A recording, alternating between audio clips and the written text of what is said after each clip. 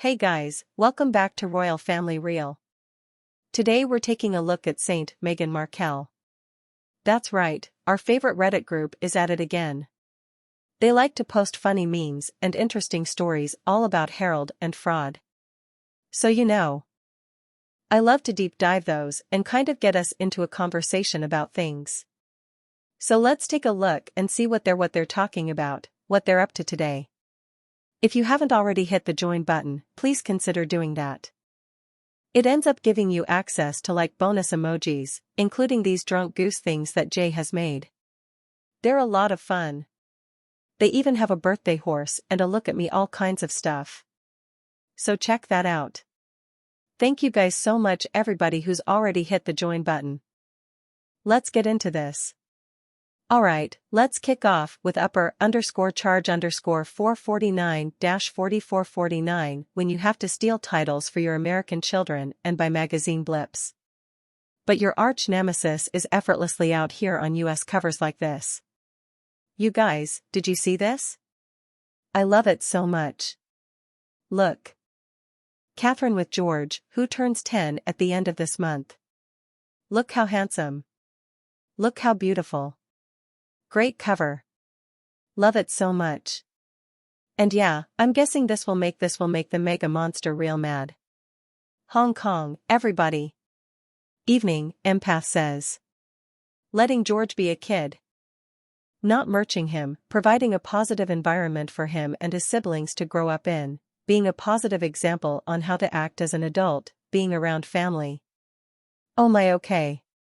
So I don't know what day this is going out, but I just put out a video. It's a longer video with Jay and I where we talk about this, about that. Meghan was hoping that the Harry and Meghan Netflix amusing air quote documentary would have been nominated for an Emmy while it wasn't. But guess what was a Disney elephant doc? Haha.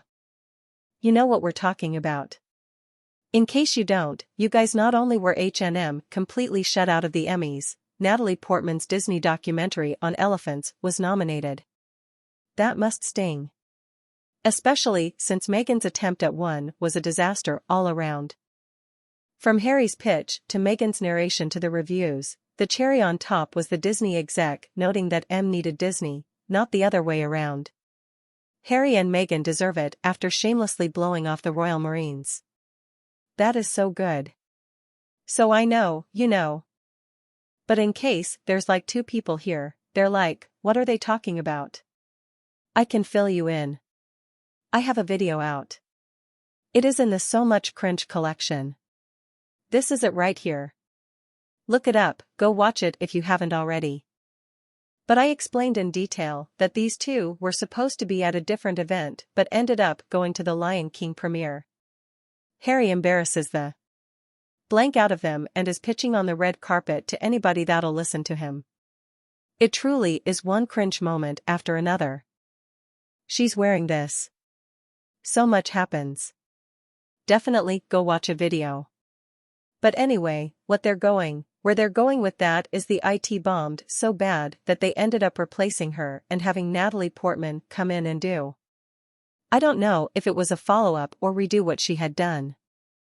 I'm not even sure about that. But whatever it is. This one is now nominated for an Emmy. The one with Natalie Portman, not so much one with Maggie, to which Chris and Kim replies, well, at least she can look forward to the gig with Meryl Streep. Not tell me. Know what I'm talking about here. It's the latest rumor going around.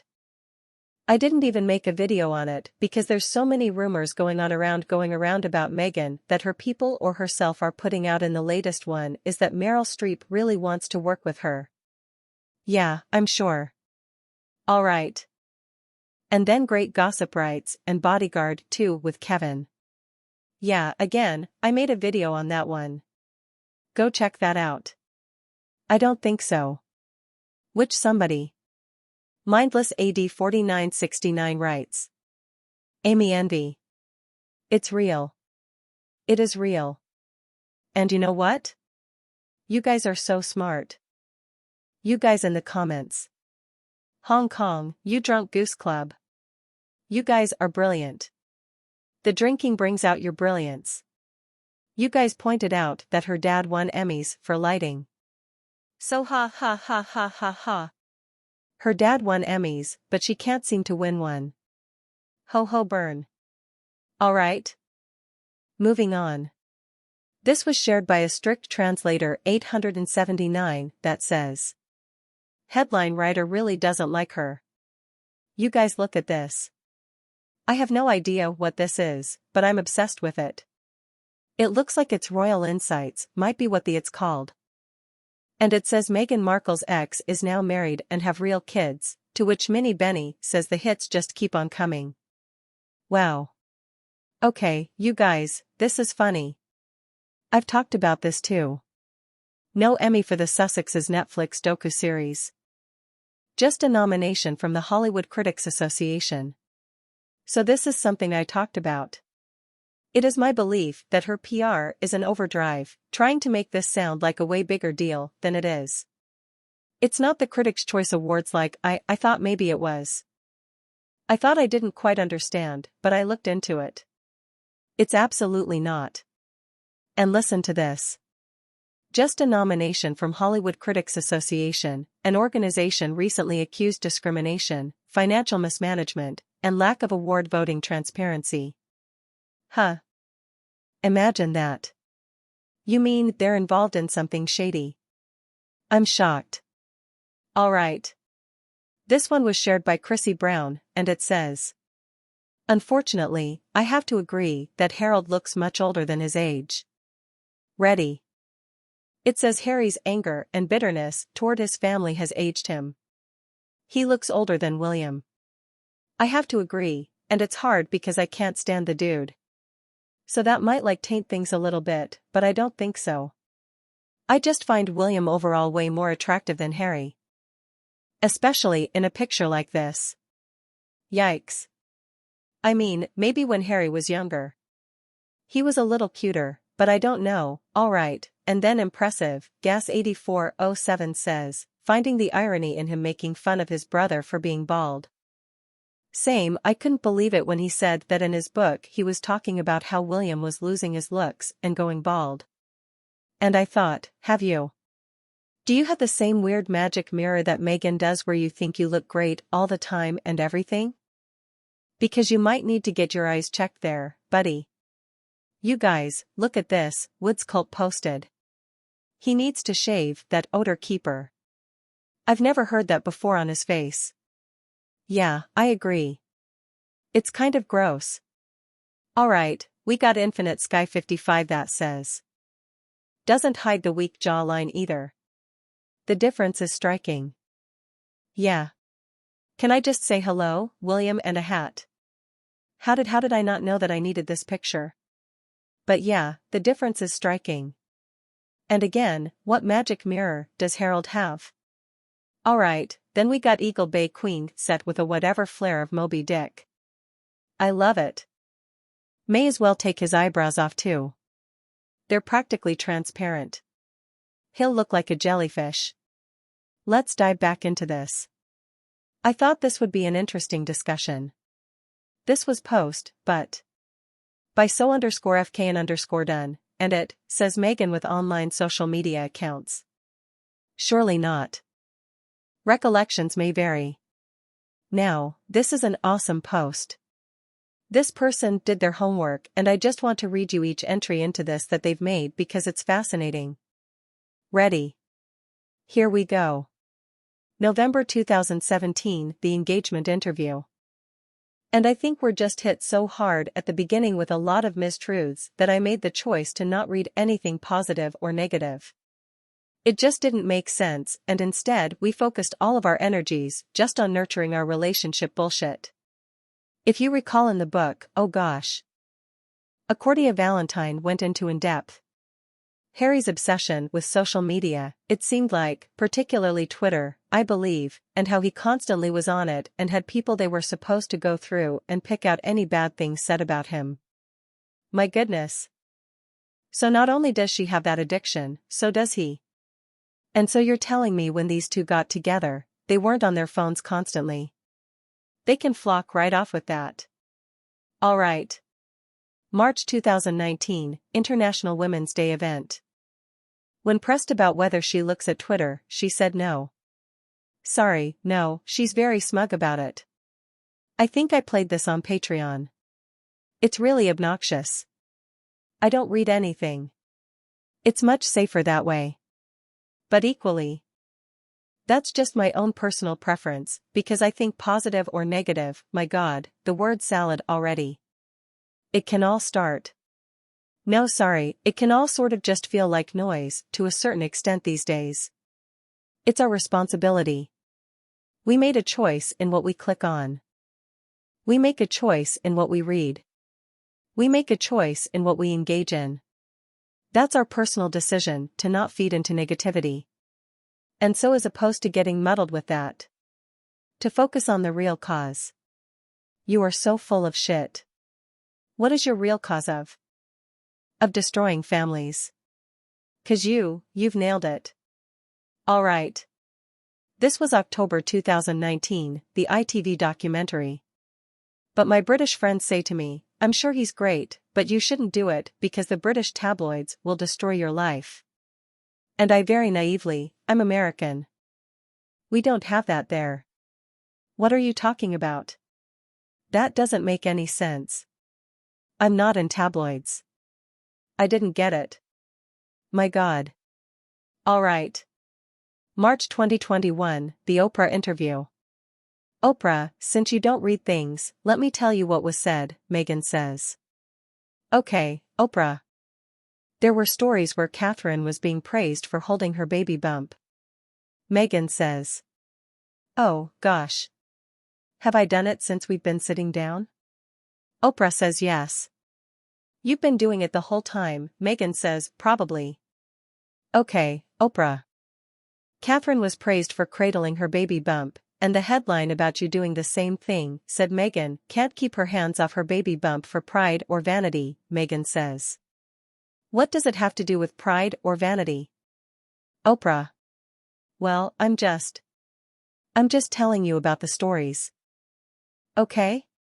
Meghan says, okay, I hear you, pretending to not know that she read every single word. And as we know, she was doing that on purpose. That baby bum thing. She went up on stage at that stupid award show. The award show is not stupid. She was just being stupid at it. The award show. She went up on stage and was cradling the damn thing, basically saying, look. Look at me, look at my bump. So even this thing started to roll out in the media that I didn't see. But my friends would call me and say, Meg, this is really bad because I didn't see it. I'd go, don't worry. I'm being protected. I would sit up at night and I was like, I don't understand how all this is being churned out. See? God, you can't believe anything out of her mouth. And again, I wasn't seeing it. But it's almost worse when you feel it through the expression of my mom or my friends or them calling me crying just like Meg. They're not protecting you. And I realize that is what was happening just because I was breathing all right. November 2021, New York Times Deal Book Summit. I would urge you not to read tabloids because I don't think that's healthy for anyone. Hopefully one day they'll come with a warning label like cigarettes do, like this is toxic for your mental health. Then this glorious slip-up from their 2022 Netflix documentary. I'm finding out that you're talking about her father not coming to our wedding through a tabloid. And that's where the article ends. But I'm going to add one more to this that popped into my head. I think about this a lot. I think it was that same condescending interview where she's like, no, sorry, I don't look at that stuff she said something about. I read, is it The Economist? I believe it was The Economist. Is it The Economist? Now I'm second-guessing myself. Whatever it was she said she read. They had done a story about. It's so hard to explain, especially with YouTube stuff. Read between the lines here, alright. Whoever was that she said she read had done an in-depth story about the person that ended up giving her the blood diamonds that she wore. And they had basically done an expose on that whole situation. So if she truly read what she said she read, And truly didn't read the tabloids like she said she didn't. She would have known that those blood diamonds were what they were, but instead she'd played the I didn't know. How was I supposed to know? That just sticks in my head right along with this. Again, it's not exactly the same, but it's very similar of saying something and doing the complete opposite. So I'm going to say BS to that. You don't read The Economist. You just sit on Twitter like the rest of us or whatever. Social media like the rest of us, reading stuff. You're so full of shit. So this is the first response right out of the gate. 297 likes. I need to go in and add mine. It just says one word lies. And can I just say I love this username so much? It's Titty Sprinkles USA. Hong Kong Titty Sprinkles. Alright. Not just lies. Ridiculous. Full of shit. Lies. Yeah, same. She sits on a throne of lies. I love Elf. I thought that was really funny. Alright. Won't Yield posted this, and it says the Invictus Games deserves a respectable patron. I'm going to show you the cartoon before I do. I want to zoom in and show you the artist, because I don't know if I'm getting this name right. Is it Johannes Leek? Maybe. But I would encourage you to find them because this is hilarious. Look. Take it from me, there's nothing to be gained from wallowing and self-pity. And then look behind the idiot Ginger there. He's got his Netflix, his Spotify, his books. Yeah, there you go. Wow. Oh, you guys. This was so much fun. I love doing these. I love that group. They're a lot of fun.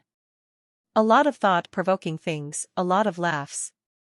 I hope you enjoyed this as well. I love, like I say, going through the stuff and talking about it with you all. My Drunk Goose Club, Hong Kong. Thank you guys so much for being here.